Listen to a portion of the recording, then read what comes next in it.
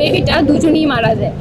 তো যেখানে সেন্ট মার্টিনের মানুষজন এত কিছু সাফার করছে, এত কিছু নিয়ে করছে, সেখানে ট্রিটমেন্টের জন্য অ্যাটলিস্ট একটা সি অ্যাম্বুলেন্সের ব্যবস্থা তো সরকারের করাই উচিত ছিল, এগুলো তো মাথায় রাখাই উচিত ছিল।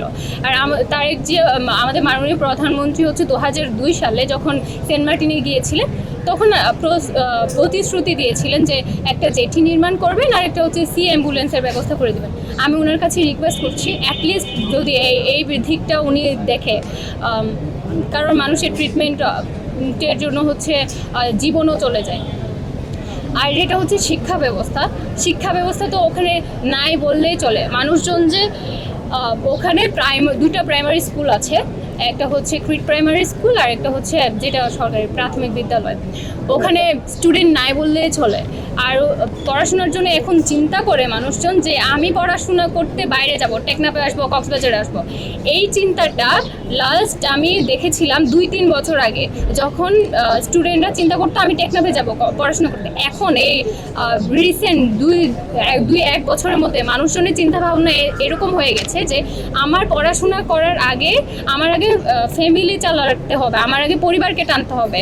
এখানে তো সেন্ট মার্টিনে তো কোনো পর্যটক নাই, আমি এখানে কিভাবে নিজের ফ্যামিলিকে চালাবো, আমার পড়াশোনার খরচ তো দিতে পারবে না।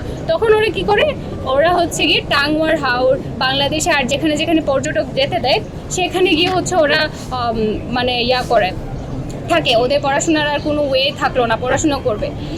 তো শিক্ষা যেখানে জাতির মেরুদণ্ড, সেখানে সেন্ট মার্টিনে কোনো শিক্ষা ব্যবস্থা ভালোই নাই। মানুষ আর হচ্ছে এসএসসি দেওয়ার জন্য টেকনাফ চলে আসতে হয়, ওখানে টেকনাফ আসাও একটা অনেক বড় একটা কস্টিংয়ের ব্যাপার। টেকনাফ এসে থাকবে, একটা খাওয়া দাওয়া করবে ওখানে, এগুলো অনেক তো আমার রিকোয়েস্ট থাকবে যে সেন্ট মার্টিনে যেন পরীক্ষা কেন্দ্র হয়, এসএসসি পরীক্ষা যেন ওরা দিতে পারে সেরকম একটা ব্যবস্থা করা। আর হচ্ছে সেন্ট মার্টিনের যে হচ্ছে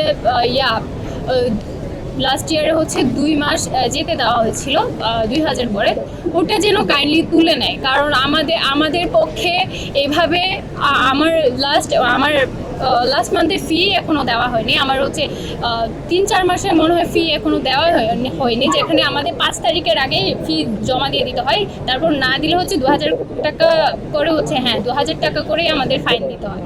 আমি দিতে পারিনি কারণ অনেক মাস ধরে এখন বন্ধ আছে। অ্যান্ড লাস্ট ইয়ারেও এই প্রবলেমটা আমার সেমভাবে সাফার করতে হয়েছিল, যেটা আমার আব্বুর অনেক একটা খারাপ একটা অবস্থায়। আমি মেয়ে হিসেবে তো এসব দেখতে পারি না, আমার মাঝে মাঝে অনেক কান্না আসে যে আমি কেন মেডিকেলে পড়তে আসলাম, আমি কেন হচ্ছে এই প্রফেশনে আসছি যেখানে আমার আব্বু আমাকে পড়াতেই পারবে না।